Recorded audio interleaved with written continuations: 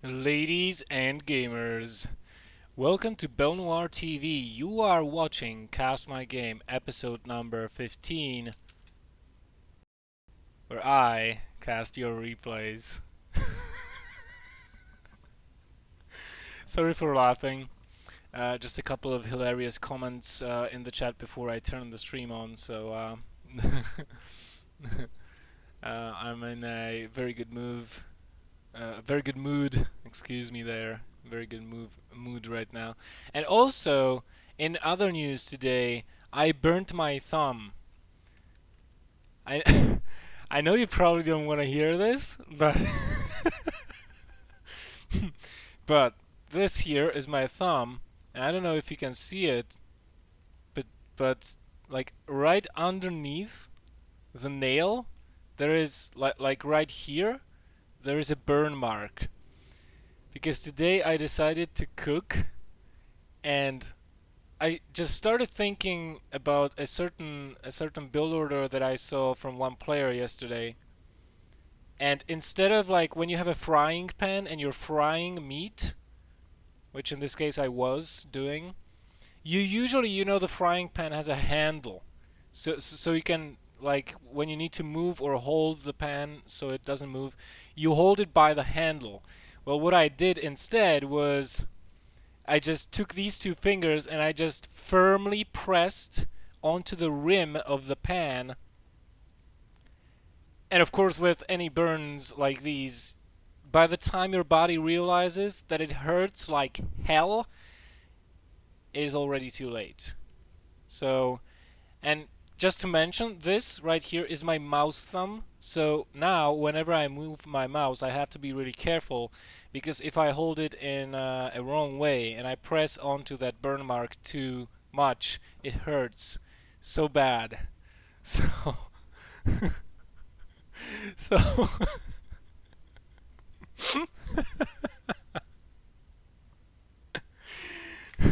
pan used heat wave. It's super effective.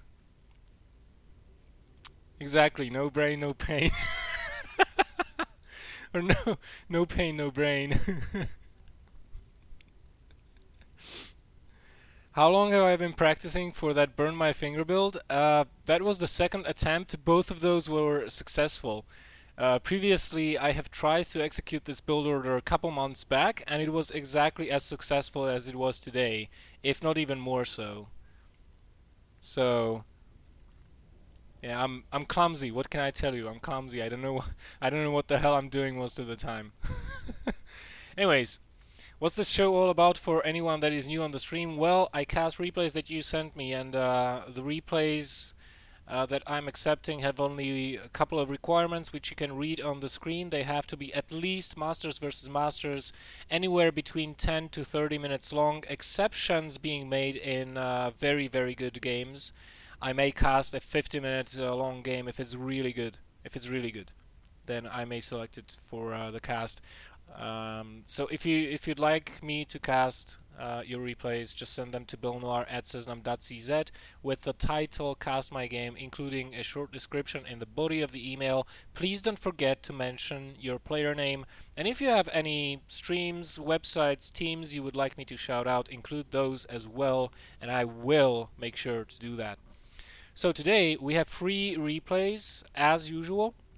And this time, all of those have been submitted by players from the Czech Republic, because I got a little bit of heat on the Czech StarCraft 2 Facebook page for casting in English and for casting foreign players.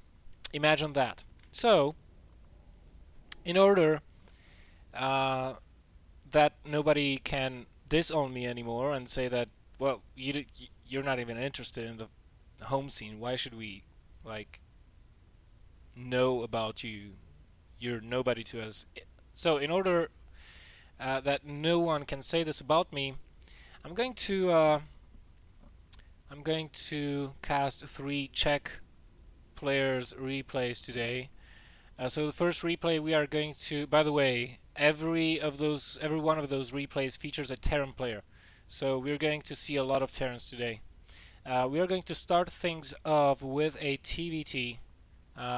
Player replay was submitted by Gwynnbleidd, who is trolling the chat feverishly and fervently because that is what he likes to do. That's his primary objective. Switching the overlay. Oh yeah, I'm so gosu. Okay, so looks like this is Neoplanet S. As I said, it is going to be a TVT here, and Gwynnbleidd spawning in the top right position. Probably going to be a ladder game, just judging by the colors, as I know for a fact that Gwynnbleidd usually picks green when he's playing custom games. His opponent is going to be CCAA, spawning in the bottom left. I don't know what that stands for, honestly, and I don't care. As long as it is not CCCR or CCCP, which stands for, you know, the Soviet Union of the Russian Republics.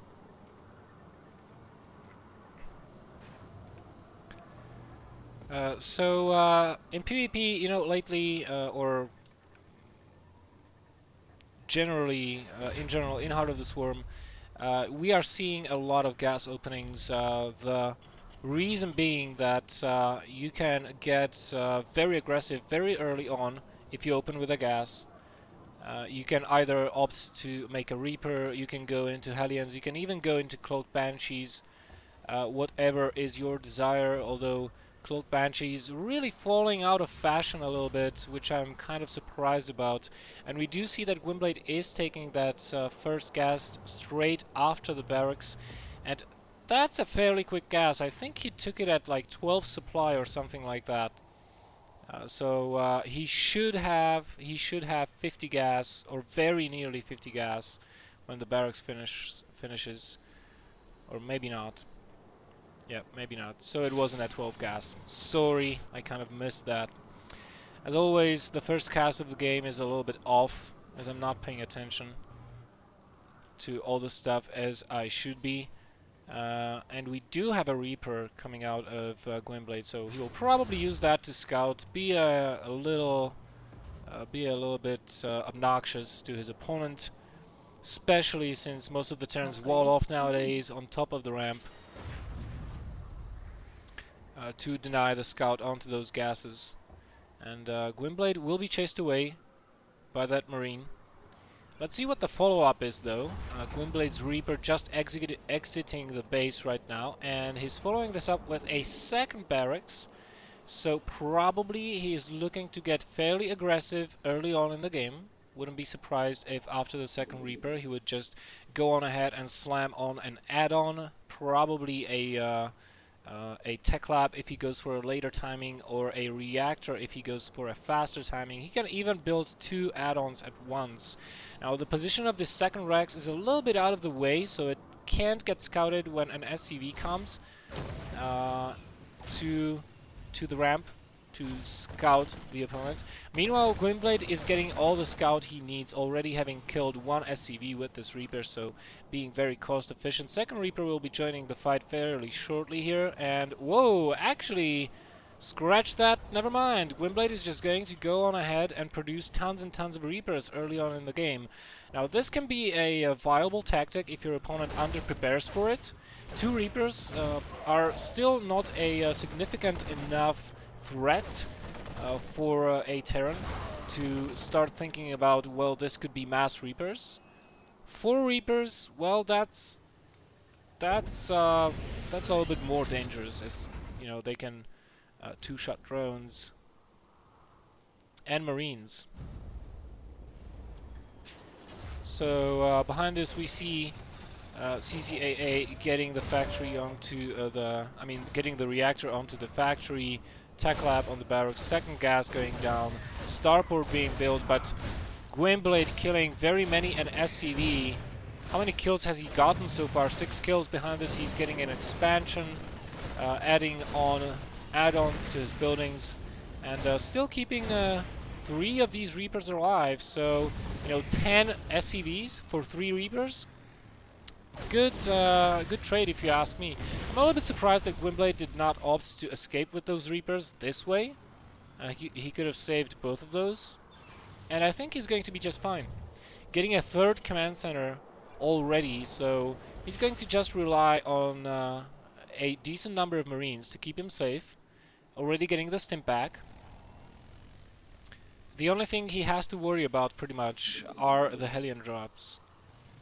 Or Widow Mine drops.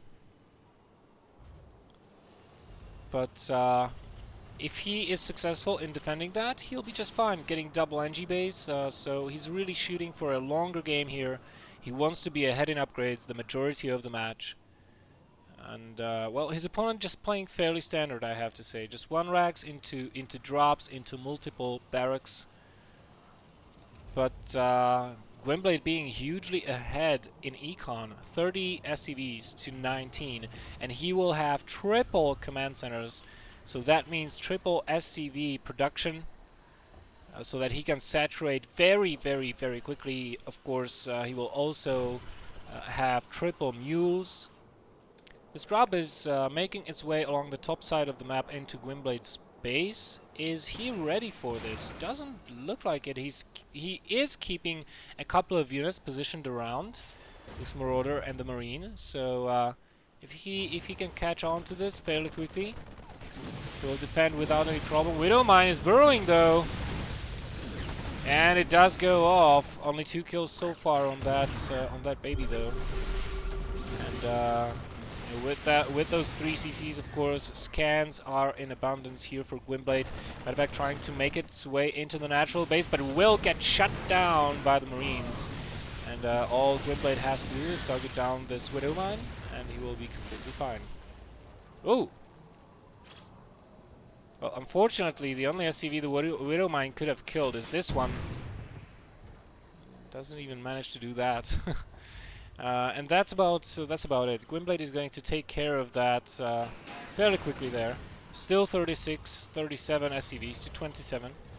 Third command center started for CCAA, so he has to play catch up basically at this point. He's behind in upgrades a little bit. I mean, not a little bit, by a great margin. Gwynnbleidd's 1-1 will be finishing here in a moment. Do we have a factory going down? I mean, a armory going down somewhere? Doesn't look like it. No armory on the way.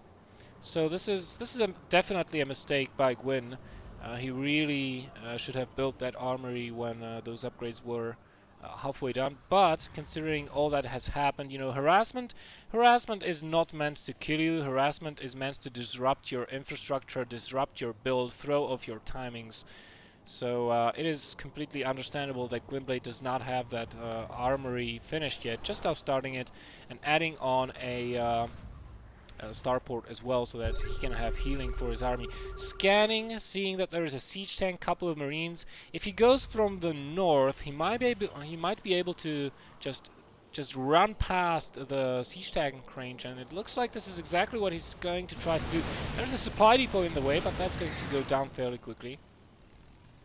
And once the medevacs arrive on the scene of the crime, Gwynnbleidd is going to be just fine. And now he runs past, stimming in, trying to kill the Marines. He does have the upgrade advantage so far, but that will not last for very much longer. He does kill quite a number of units though, and this army, well, he will just let it die, it seems like. Army supply 14 to 18. So Gwynnbleidd a little bit behind, but he is going to be able to reproduce that army fairly quickly. And I think this is about the right time to start floating that third command center over here to the expansion, since he does have medevacs out, and he does have the capability to start producing Hellbats as well. Let's see what his opponent is up to. Well, nothing major so far. He's just chilling back at his base. Turtling up like a good Terran should, and adding on more production, getting his +2/+2. So this is where Gwynnbleidd loses his biggest advantage in this game so far. His biggest advantage were the upgrades, and right now, well, he does not have that advantage. And with the tanks, you know, if CCAA gets into a good position, he can put quite a lot of hurt onto Gwynnbleidd. the least of which would be a direct fight. I think if he tried to set up a contain and prevent Gwynnbleidd to send units to his third base and keep his army at the natural, that would hurt him way more than just a direct assault. Gwynnbleidd thinking ahead, macroing a little bit better than his opponent, not getting himself supply block, that is. And he's attacking first. He does not want his opponent to get a foothold. Nice concave for Gwynnbleidd, trying to go with one group directly after the tanks, and he will be successful in crushing this army for the time being. The huge pickup there, killing 2 tanks, but oh. No, you don't. Are you kidding me? Okay, goodbye tank. Oh snap, baby. Tank is gone. But that was a fairly even trade as far as infantry goes, not as even as far as tanks go. Let's see who's got the tank advantage at this point. Well, it's quite even. So, well, you know, it's just like Gwynnbleidd is playing really, really well. It's just that his execution is full of trip-ups, I would say. You know, you kill 2 tanks with an even exchange in infantry numbers, and then you, by misrallying, you let one of your tanks die for free. So, you know, if he would have kept that tank alive, that would be another advantage he would secure for himself. And now he's trying to go for a double-pronged attack, sending this medevac out by the left side while moving in towards the third base of his opponent with the remainder of his forces. CCAA already getting +3/+3 upgrades, so Gwynnbleidd really has to be mindful of not forgetting his ups. You know, the beautiful thing about sensor towers, by the way, which are a nice addition to any Terran strategy, is that you don't actually have to attack to pull your enemy out of position. The only thing you have to do is move inside the sensor tower range, and that will probably force your opponent to either scan or move his army a little bit. This wasn't the most effective of drops from Gwynnbleidd that I have seen. 2 Marines still staying alive, but not being controlled, so they're not actually focusing on killing SCVs and will be taken out. Gwynnbleidd, now fearful of a counterattack, of a counter drop, has to pull back, and adding on more barracks as well, so that's good for him. Army size 64 to 87. Gwynnbleidd again out macroing his opponent ever so slightly. He has to be careful not to get supply blocked, which he is at the moment. So definitely with a bigger army size, he's got the advantage, but his opponent does have the positional advantage. He does have the advantage in tank numbers. Let's see how this next engagement goes. There's only 1 tank for CCAA. It does siege up, but Gwynnbleidd already has the concave set up. The wall here is not yet completed, and he's rushing forward, trying to kill those 2 tanks. He is successful in doing that, and right now he should be pulling back slightly, maybe. No, he is going to press on forward, seeing as there is almost nothing remaining from that former infantry force, killing yet another tank. And now he is in a firm position to take this game. The natural will go down very shortly here, and if it doesn't, Gwynnbleidd can ascertain a dominance in this area as he sieges up his tanks and forces his opponent to pull back, nullifying the ability of protecting that expansion. And right now, well, when your expansion goes down, your army's been annihilated. What have you got left? Not much. 12 Marines in production from CCAA, and it might be enough. Oh, this is a cute little move. Gwynnbleidd has to catch on to this. This is a nice bulldog maneuver onto those tanks, killing all of them. Siege, come on, siege up CCAA. No, he doesn't. He kind of messed up, and as a result, with that bad execution, Gwynnbleidd still does have a foothold in this area. This is really awkward for CCAA. I definitely thought he is going to take out all of those tanks. In the end, he does manage to clean up Gwynnbleidd's forces, and he does have another base over here, but Gwyn already having his 4th base on and functional, turning it into a planetary fortress, multiple barracks, ensuring that he can reinforce his army. Still staying at approximately around 150, 160 food, while his opponent is half the size he is. So Gwynnbleidd, you know, he's been eating quite a lot. He's been eating a lot, and as a result, has grown quite big. And well, this is basically the only option for CCAA right now. He's going to go for a huge all-in Doom drop. It does get counted by Gwynnbleidd though, and he is pulling back the the second half of his forces to deal with this. Boosters are engaged, and he is dropping his marines straight away, but this is not going to be enough by any means. The upgrades are even, but Gwynnbleidd does have the numbers advantage on his side, and it is going to be a GGG. Very well played, apart from the missed upgrades. I really liked that game. I like when players are aggressive and take the initiative. Yeah.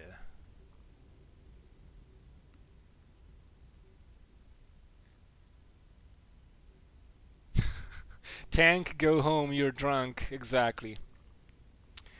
So before we go on to the next game, let me just repeat again, just especially for the guys that haven't been here yesterday, that this Saturday I'll be one of the casters casting the Dutch StarCraft 2 League live finals from The Hague in the Netherlands.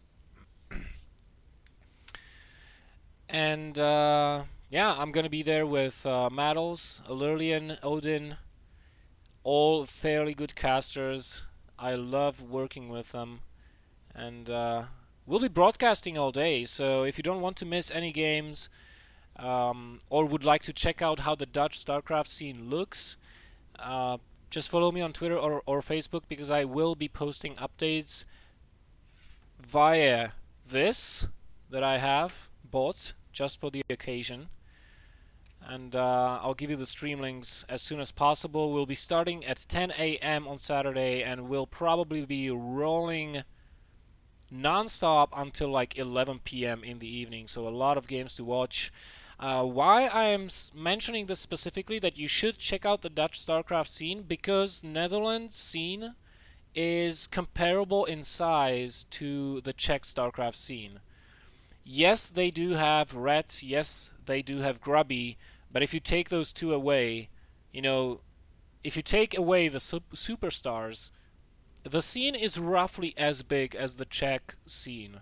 So, and the skill level is comparable.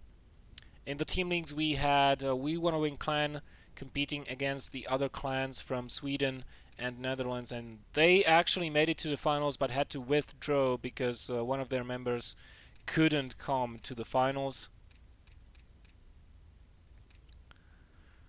And so they forfeited their spot. How many probes do you need with 3 bases for best compilation 200-200? It depends on the matchup, really, but unless it's a PvP, you want to be around 72 to 78 probes. If you really wants to be depending on fast reinforcements, then you can go as high as 80, but I wouldn't definitely go beyond that. With 80 probes, you can have a lot of gateways, and you can just, every time your army dies, you can just warp in full 20 gates of production in the late game. But generally you want to have anywhere between 72 to 76.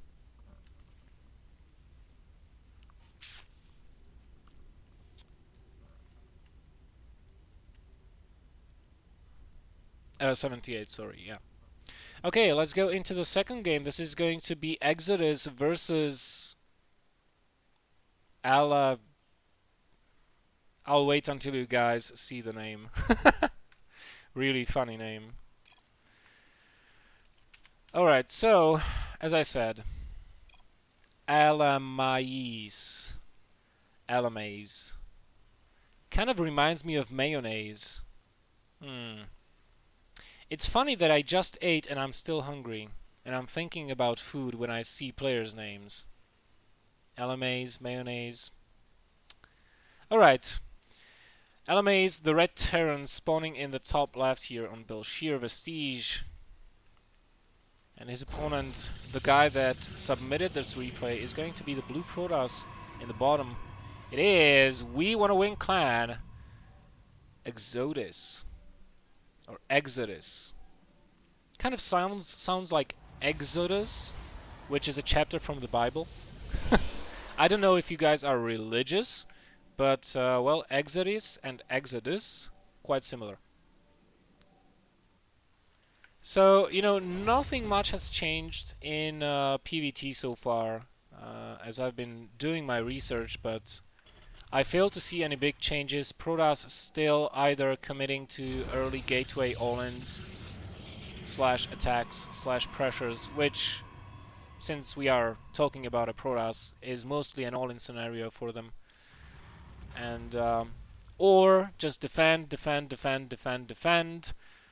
until you have your big giant army on 3 or 4 bases, and then it's 1 or 2 battles in the middle of the map. While the Terran has to be on the initiative most of the time, he has to be aggressive, he has to try to slow the Protoss down via drops or harassment, or just outright direct attacks, denying bases, etc., yada yada yada. So we do see Alamais opening up with a gas. It is going to be scouted by eXodis. Let me see if he clicks on the gas. Well, he doesn't. I don't know if he was paying attention, actually, because he did not see the refinery, but he did see the SCVs moving back and forth. So usually a quick mothership core can defend you very versus any kind of early Reaper harass. And we see that eXodis is not going for a ridiculously fast expansion. He's just getting his core, and whoa, wait a minute, he's getting a second gas before even getting the Zot. This could be some kind of DT opening, or maybe proxy Stargate or something like that, but with a proxy Stargate he would already have had the pylon down. Now Alamais is well aware of the possibility, so wow. So he's scouting his natural. This Reaper being too lazy to do his job properly, he does not even care about the probe at the watchtower and just lets it live. eXodis immediately pulling workers to take care of this Reaper. Pulling too many, I would say. So, whoa, 1 probe going down there. This is this is the disadvantage of opening up with a quick double gas. Unless you cut a probe, you can't get that mothership core out. Or if you cut a unit, like the Stalker. As it is, both the mothership core and the Stalker were a little bit late for eXodis, so that Reaper did end up getting that kill. eXodis did scout the expansion though, so that's very good for him. But oh, whoa, we have a second Rax. First one with a reactor, so a pretty common reactor expand. But a second Rax, let me see if we'll have a tech lab being added onto that. Yes, we will. So this is certainly not the innovation style TVP that we've been seeing lately, because that is basically barracks, expansion, engineering bay, and then the add-ons.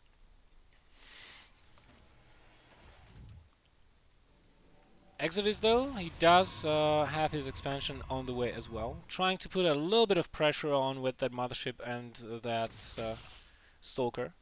Stalker, of course, will not be able to move past this bunker, and the mothership core... Oh, this is smart by Alamais.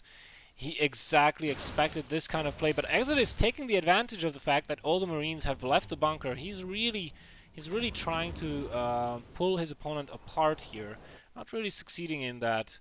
Having a pylon here on the side for future reinforcements and warpins. Getting 2 additional gateways while having the Robo already out.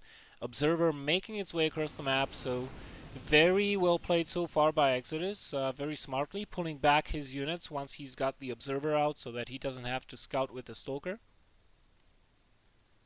And he's going to keep his units back home, so that he is able to defend versus any kind of aggression. This Reaper, man! He is so lazy! I can't believe how lazy this unit is. Really. You even see the pylon and you do nothing. Wow. Just wow. They should just fire you, is what they should do. It doesn't even do a good job of scouting. Now, that's the worst Reaper I have ever seen. Nevertheless, we do have a factory with a tech lab, nonetheless. We're going down for Alamais, so... This is fairly interesting. Usually you don't see tech labs this quickly unless you're trying to go tanks. Let us see what Alamais will end up producing out of there.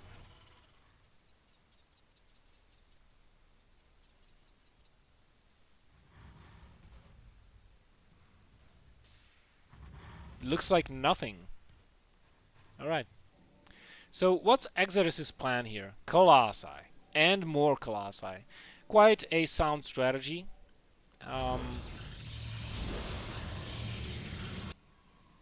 His army is fairly small though, so I don't know. He does have scouting with his observer.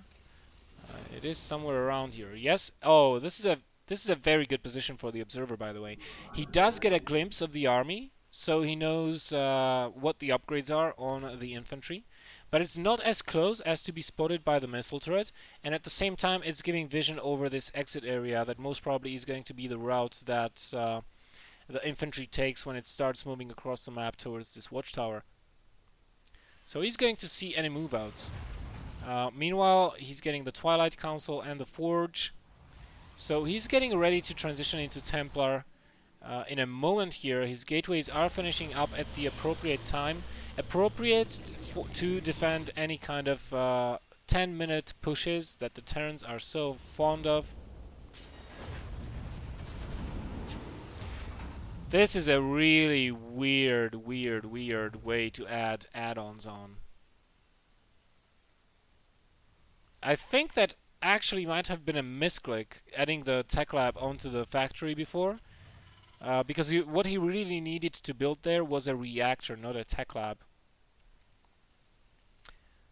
eXodis seeing the move out already. He does have a good map awareness. Not willing to lose even this one probe. Scouting the move out from the Terran. There's a drop heading his way also, and he does have Stalkers in position. Alamais, though, being on top of the ball, not willing to lose that Madvac, so pulls back immediately. Interestingly, we have Blink going down for eXodis. Nice force fields there. He doesn't have very many units here, so he really wants to save the majority of that army. The drop does make its way into the main base, though. eXodis will have to use these Stalkers, maybe even a photon overcharge with the Mothership Core onto the Nexus to take care of these units. But yep, one Zealot and two Stalkers are going to be enough. Meanwhile, a battle at the front of the natural. Nice force fields from eXodis. One Colossus already has gone down to these Vikings, but the second one, well, the second one will go down as well. So not a very pleasant time for eXodis at the time being. He needs at least two Colossi to be cost efficient with his army. Workers kill tab shows that Alamais succeeded in killing only 5 probes. So eXodis is still in a fairly even game. 50 probes to 46 SCVs. That's roughly even on economy. His armor will be finishing up in a second here, and he should be proceeding into armor level 2, and then he should be getting Storm. Let's see. Getting the third base, of course, is of a priority as well. So since he is already saturated in his main at his natural, he's just rallying all the rest of his probes to the third, and he'll be building a Nexus as soon as he can. Meanwhile, is he scouting for the third of the Terran? I think he will do so momentarily, but he does see another move out from the Terran, so he will have to be careful now. This is the point. This is the point in the PvT matchup where it gets a little bit tricky for the Protoss, because these bases are fairly far apart, and you have to be able to defend all 3 of those against drops. Of course, you don't want to be over-investing into cannons, because why would you do that when cannons can be just speed boosted by with the medevacs? So what you need to do is split your army very, very, very well. We have no units here to defend versus drops. All the army is concentrated at the natural base to be able to defend versus this force.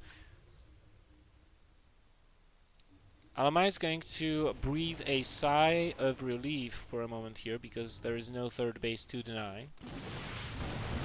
But at the same time, he can be kind of worried about a two-base attack, about a two-base all-in that he might provoke.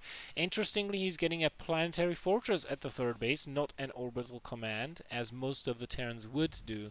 Ghost Academy going down for him, though, because he did see the Templar. So he's preparing for this quite well. 1-1 upgrades for the infantry, 2-2 on the way. eXodis getting his level 2 armor, and Storm is finished. With Storm, eXodis is going to feel infinitely more powerful and confident in taking fights against the Terran player, because Storm is amazing. Observer gets taken down there, so eXodis is playing blind right now. He can, however, once he engages this army, he can try to warp in here, if he can afford it. But so far, his biggest problem is the lack of gas. So he really needs that third base very, very, very quickly. Double drop heading into his main base. His army is out of position, though. He doesn't have any units here to defend. Alamais just waiting for the opportune moment to strike. Loading up another medevac. Probably going to go towards the natural, and indeed it is.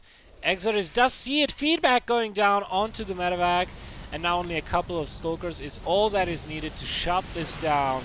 There we go, blinking and killing this, but eXodis at the same time is in peril of losing his third base. There we go, he has to cancel that one. But at the same time, a drop in the main base. eXodis really hard pressed to defend versus this. A warping of Templars and Zealots comes in. Templars for the feedback, Zealots to try to hold until this army can afford to come back. And he's moving it back right now.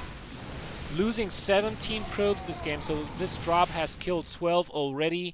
eXodis is wasting a lot of warpings right now, because those Zealots alone, without the support of other units, can't take care of this army.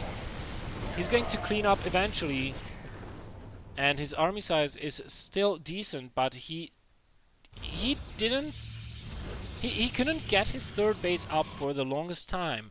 Alamais getting more ahead in this game as the time goes on. eXodis is on a clock, kind of. He has to attack at this point. He can't let the Terran get away with a third and a fourth base, which is incoming. This one here. Alamais will end up floating it to here, and then eXodis will be in big trouble, let me tell you that. Oh, so no floating, just building. Okay. You see, Reapers? This is how you should work. SCVs are not lazy. So yeah, eXodis feeling that if he doesn't attack, he can lose this game. He is going for it. Now, he has to win with this attack, basically. If he doesn't win with this, the Terran is going to roll over him. Nice blink forward there, taking care of the Viking, and well, these barracks don't have long to go. Holy storms! What the hell? I'm gonna make sure you are going to be wet. So I'm going to rain hell down upon you.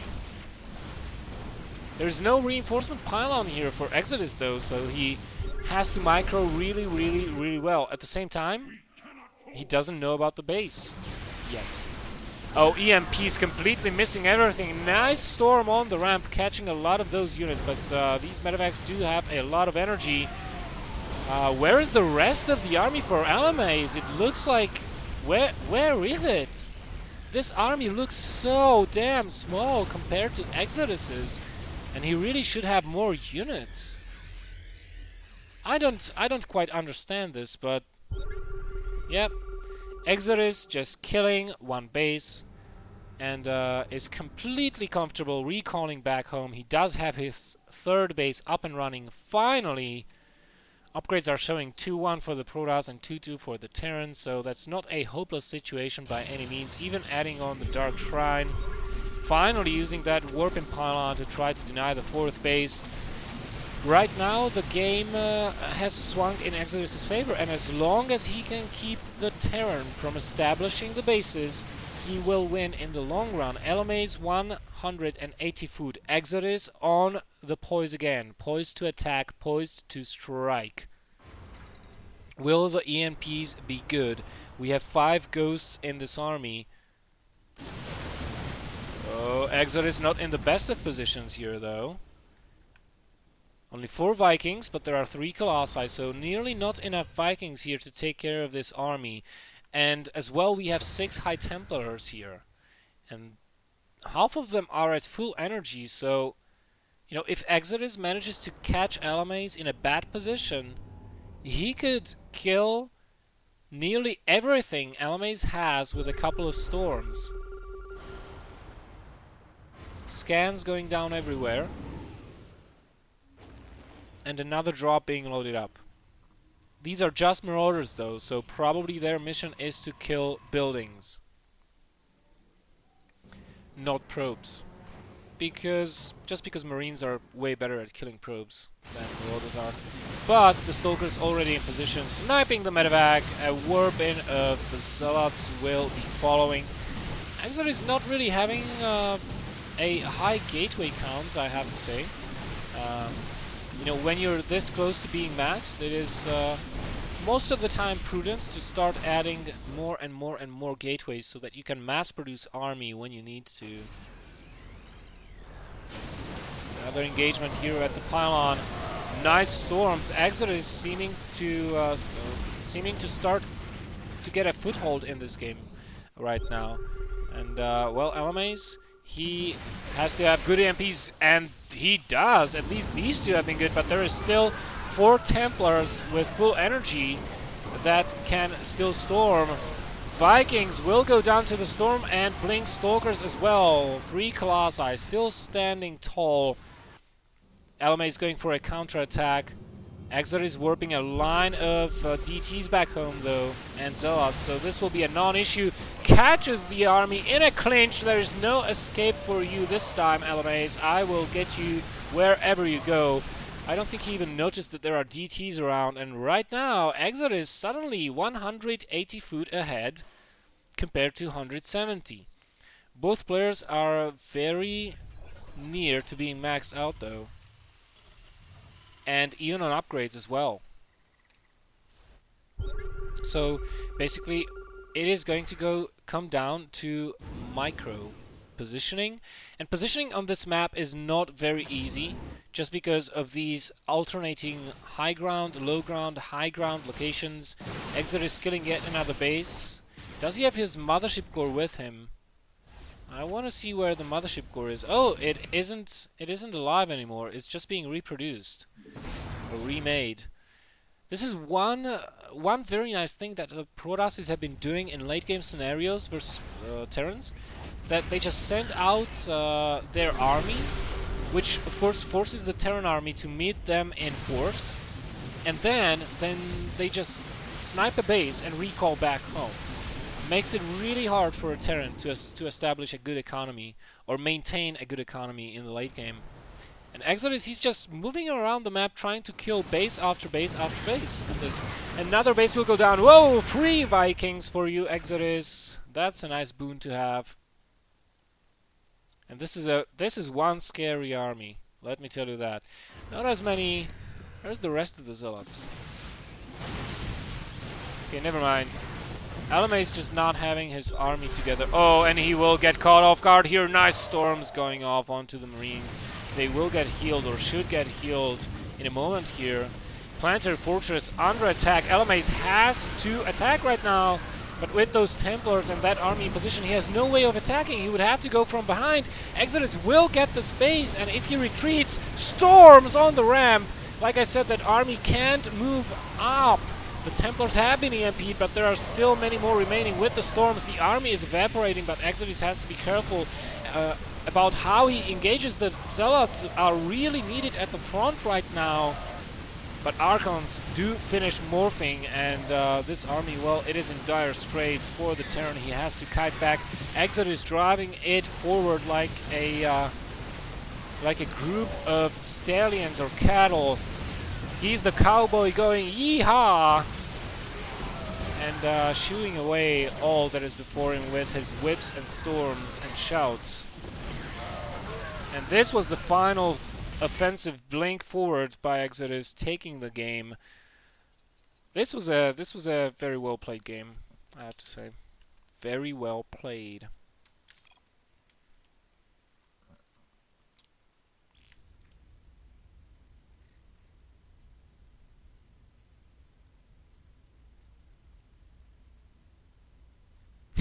Waste of Storm was nice. I like the weather.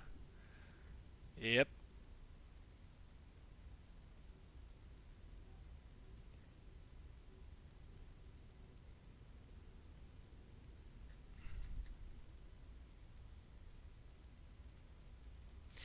Alright, going into the final game today, it is going to be Devil.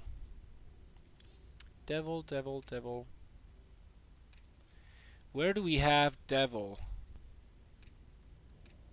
Devil versus SeNi on Daybreak.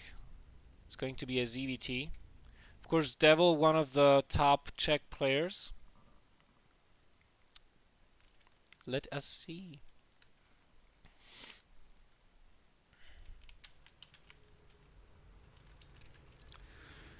Alrighty, so here we are on Daybreak. You can tell just by the map this is being played on that this is a fairly old replay.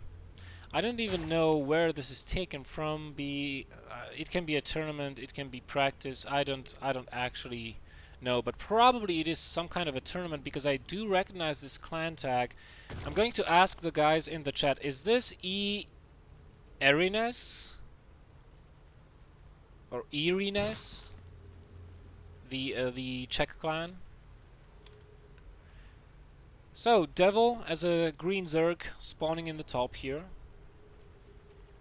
His opponent is going to be the red Terran SeNi.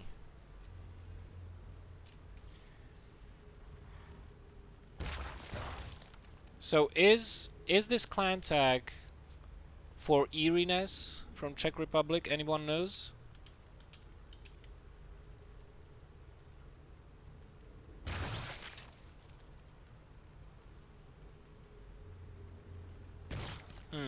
Probably no one knows, because I'm not getting any answers. Alright, so Devil probably going to be opening up with a 15 hatch, as we're so commonly used to see. And SeNi, wow, he's positioning this barracks in a little bit of a different way than what we are used to seeing. And this is probably due to the fact that he would like to be taking or building an add-on here later on. Probably, but he's not taking gas yet. So maybe a little bit of mind games going on here from SeNi, trying to trick his Zerg opponent into thinking that he did take gas, where in fact he's taking none. We'll have to see. So, Devil getting his expansion up, getting his pool, everything looking standard. And this SCV will, well, its only job is basically to confirm that Devil is doing what he's doing. I'm still confused about the lack of gases for the Terran player, by the way.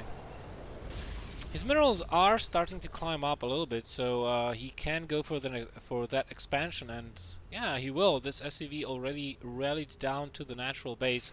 Marine's going to try to shoot away this Overlord. SeNi really adamant about not letting Devil get a good scout on him. Meanwhile, trying to fake a bunker rush. Devil pulling 5 drones. Not let the bunker finish, and it does end up being cancelled. He still has no idea about that expansion, but he hasn't scouted the ramp neither, so you know, he's just playing this very, very safe and very, very greedy at the same time, just getting 2 lings for map control and scouting, nothing else, and going back into drones as soon as he can. Not taking a gas yet neither, so having 2 queens only. Okay, 3rd one on the way. We should see a 4th one. There we go. And the lings really need to scout if there is an expansion. Devil really needs to know. And he does see it, that expansion, and he'll be like, phew, okay, we're fine. We're fine. Totally fine, guys. Relax. Just make overlords and drones. Overlords and drones.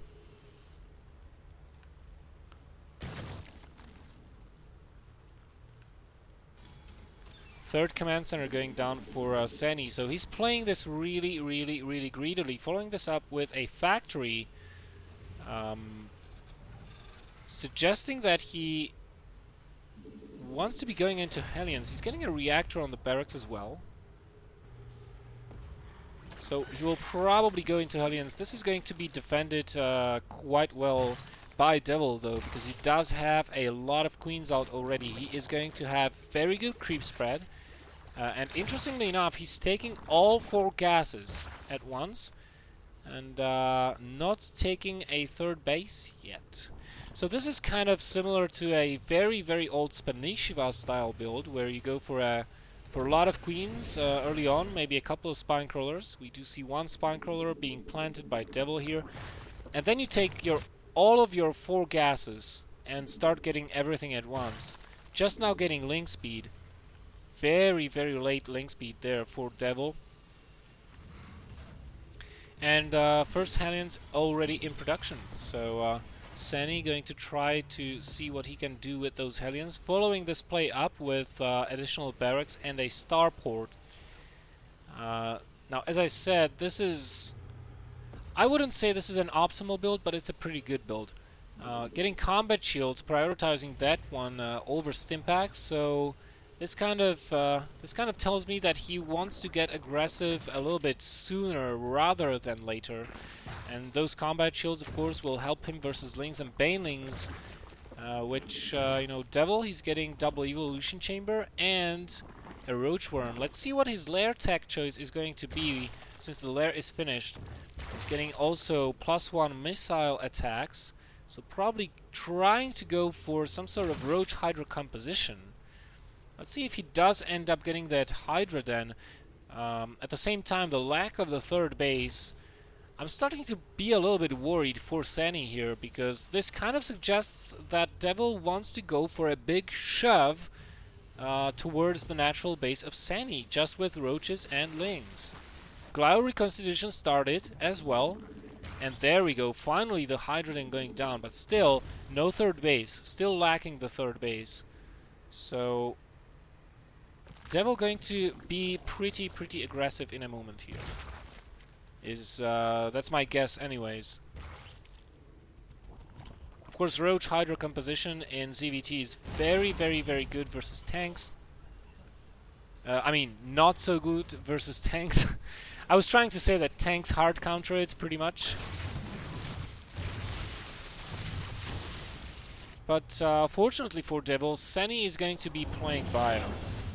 He's added multitude of Raxes for getting Stim in the process. There we go, getting Stim.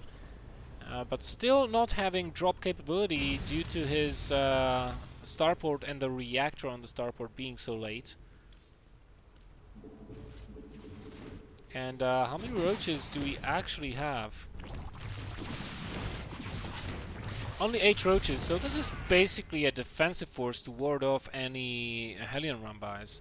They are not going to be happening though, and Devil is just fine with taking a third base while keeping an eye on the third base of the Terran.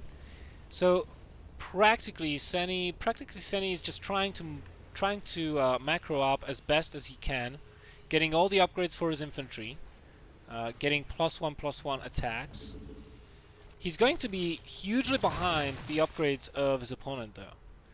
And interesting thing here, Devil is switching things up. He's not continuing into +2 missile attacks. He's getting melee attacks instead. So probably already getting ready for a late game Ultralisk transition, unless that was a misclick, because. From the start, it definitely looked like a Roach Hydra composition, and now he's getting melee attacks. So I don't know. Maybe a mistake, maybe not. We are seeing no hive from Devil yet, nor army production, nor a fourth base. Devil just playing this really slowly, despite the Terran player not actually pressuring him, not harassing him. We can see that the drones and probes, I mean drones and SCV, kill count show 0 on both sides. SeNi does have a pretty good map control though, and his Widow Mine placement is very sympathetic as well. But once Devil decides to start producing units and moving out, I think SeNi is going to be in some trouble here.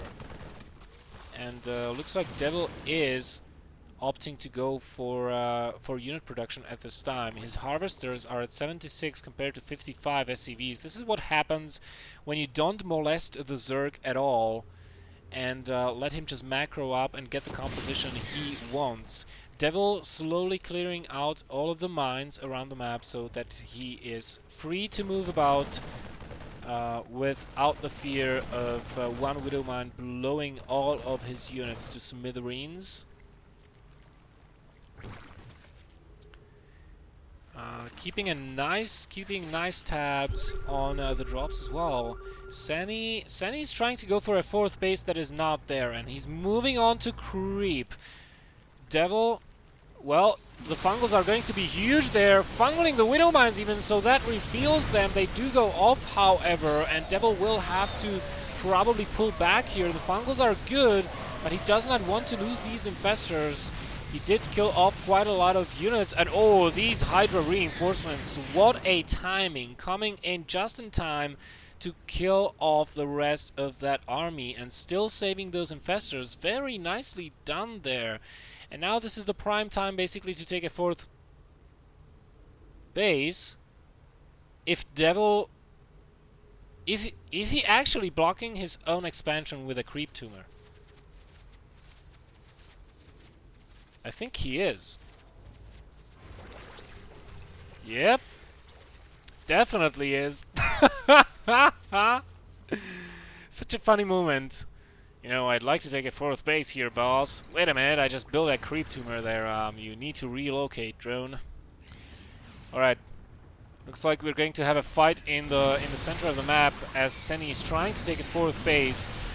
Devil with a very small group of units here, his army size only being 40 or so, but he's being so cost efficient with these units, using fungals as a support for the Roach Hydra force. And I have to say that without those fungals, this Roach Hydra force would not be as effective and probably would get wiped out by the Terran player. So, being denied the center base, SeNi is thinking of taking this one, but Devil already has that one covered, having the Overlords denying that base. And speaking of denial, look at the creep spread from Devil. It is absolutely perfect. The creep is connecting all of his bases, so basically he knows about every single unit that moves into his territory. He could actually end up taking this base, and he would still be totally fine. So he did end up killing that creep tumor so that he could expand there. Hive is finished, and as I suspected, he was switching into Ultralisks, or preparing a late-game Ultralisks switch that was not a misclick on that melee upgrades. Adrenal Glands about to finish, and that will give a lot more power to the Zerg army. SeNi, he really wants to limit the Zerg number of bases at this point in time. Widow Mines and a couple of units should keep him safe back home, but he really needs to start killing off bases and start dropping. Nice split there, but the fungal still does catch quite a lot of these units. And the Roaches and Hydras try to kill them off, but will have to pull back. 2-2 is just about to finish. This is the prime time for the Terran player to try and engage the Zerg. Will he be successful? He does see those Ultralisks, however, and he shouldn't be that afraid. To be quite honest, he does have quite enough of Marauder force with him here. And, well, he was just lucky he did not get fungaled by Devil right there when he was moving about with that army. Because one fungal and all of this would have been dead. This base, though, still alive. The Widow Mine has been cleared. So Devil basically on 5 bases right now, and he's about to take a 6th. He's getting maxed out very, very quickly here, but so is SeNi. How will this fight go? Devil attacking from all the angles. Fungals going down onto the Marines. Very nice engagement we are seeing here. The Widow Mines are nowhere to be found any longer. And Hydralisks and Lynx, well, they are fairly good versus Marauders. All the Marines have been taken out by the Infestors, so you know, this is a fight Devil can be definitely cost-effective in. Re-maxing on Ultras and Hydralisks, so this seems to be the composition he wants to be going for, while SeNi is just stuck with infantry, not even adding on Hellbats, nor tanks, nor nothing else.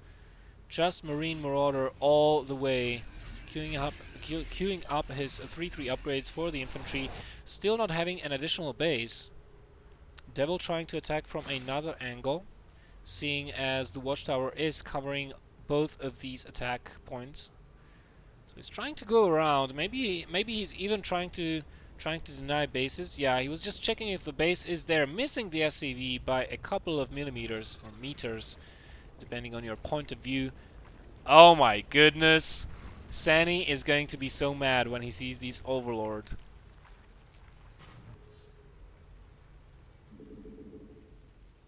And indeed he is. He's so mad he's sending 2 Stint Marines there and building a missile turret. But you know, the longer Devil can keep him away from those minerals and that gas, the better for him. And right now SeNi is finally getting the correct idea. Start dropping the Zerg. But Devil, having those Overlords in a very good position, already knows about the drop. And, you know, one thing I would like to see from SeNi is just a couple of Vikings roaming around the map, just killing these Overlords, so that he can drop with more impunity, without being scouted every single time. This is exactly why the drop in the main base did not work 3 times in a row. And, looks like Devil does have this game firmly in hands. He did allow his opponent to max out, though. He did allow him to get a fairly good infrastructure. So, if he takes a bad engagement, he could still lose. Meanwhile, this drop at the bottom, trying to kill as many drones as possible. Not really a, you know, not really the best option in the late game. You want to be killing bases in the late game, not drones, because they're very, very easy to reproduce for the Zerg. In the late game, he's gonna have tons of larvae, 55 larvae for Devil, and he's got quite the bank. So even if you kill like 30 drones, 1 production cycle, and bam, I have my income back. How about that?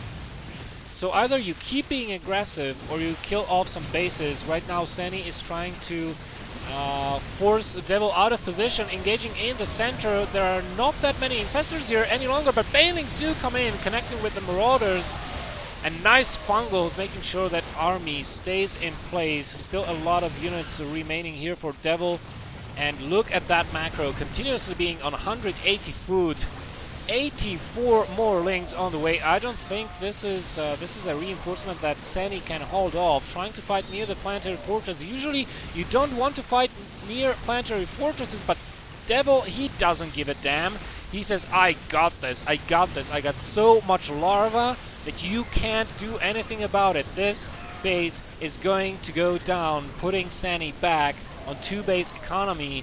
And I think after this is killed, Devil will either try to finish his opponent off or go for a 4th base and try to kill that one off as well. Let's see. Looks like he decided to kill his opponent off, seeing as his reinforcement capabilities are not matching his own. And there's the GG from SeNi. Devil winning very nicely there in the late game.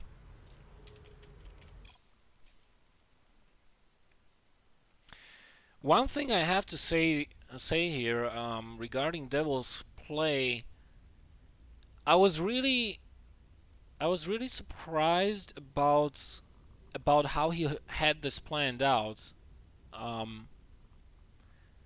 Basically, he opened up with a rather slow early and mid game into Roach Hydra, and all the time he was showing his opponent Roach Hydra. but he only went as far as getting +1 ranged attack, and then switched immediately before taking a fourth base to melee upgrades, so that he would have 3/3 for his Ultralisks once the Ultralisk Cavern finished. Notice that the Baneling Nest got made only in, I don't know, the last 5 minutes of the game. It was absent the whole match. No Baneling Nest at all, anywhere. Very nice style to see. Alright, that's going to be it for today. Any questions in the chat? Because this is the last episode for this week, as tomorrow I'll have to work one day extra, then I'm working again, and then Friday morning I'm getting on a plane to The Hague, so I won't have time to cast my games this week.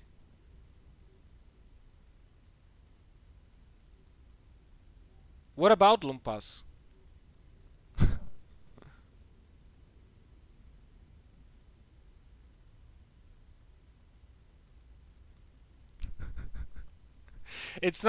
I forgot, it's not Oompa Loompas. It's not Oompa Loompas. It's that's a nickname of one Czech player. Oh my god. Lumpas, are you here anywhere in the chat? Actually, let me check, because it looks like people first starting to troll you on the Czech Facebook, StarCraft 2 Facebook, and now they're continuing to troll you on the stream any chance they get. No, he's not here. Doesn't look like it. No, I'm sorry. I have tons of replays to review still. I gotta make notes on the players' build orders and tactics and stuff. I won't have very much time for that tomorrow, and I also want to play some games myself, because I haven't been playing for the past 3 weeks. Like, my skill level dropped all the way down to silver. I'm not even kidding. I can't even macro. What the hell? I have to play at least a couple of games.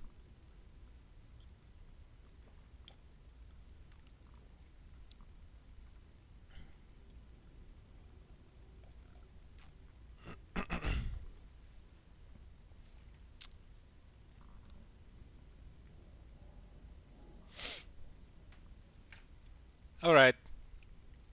So, but I promised to stream the Lumpas game as a joke for you guys next week, Tuesday. Because Monday I don't know if I'll manage to make a cast on Monday, because my flight is arriving at like 3:30 p.m. or something. I don't yet know how strung for time I will be. So definitely next week Tuesday, Pepix versus Lumpas. I'll go ahead and stream that. Bell, please play StarCraft 2 on stream again. You can do it. No, sorry. I'm getting really angry when I play on stream, because I'm a very bad player, and when I know people are watching me, I play even worse. And then it makes me furious and very angry, and I rage a lot when I lose, and I'm depressed, and I don't feel like playing anymore. And I love this game. I don't want to start hating on it, so my mental health comes first. I'm very sorry. I forgot. Not going to stream my letter.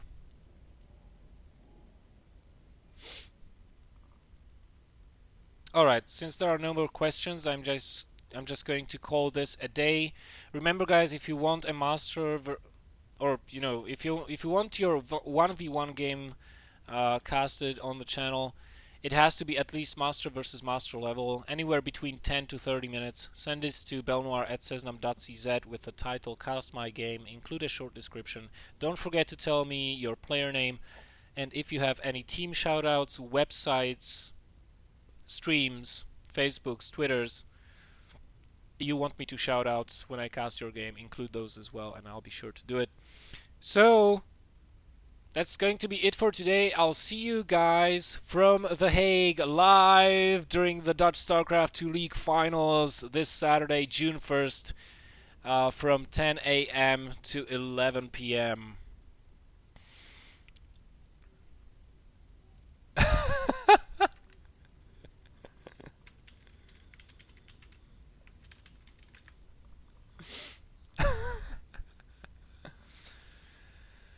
Okay, thank you guys for watching. I'll see you next time. And you guys just stay safe, have fun, good luck, and remember, if you're Protoss, storm first and ask questions later. See ya.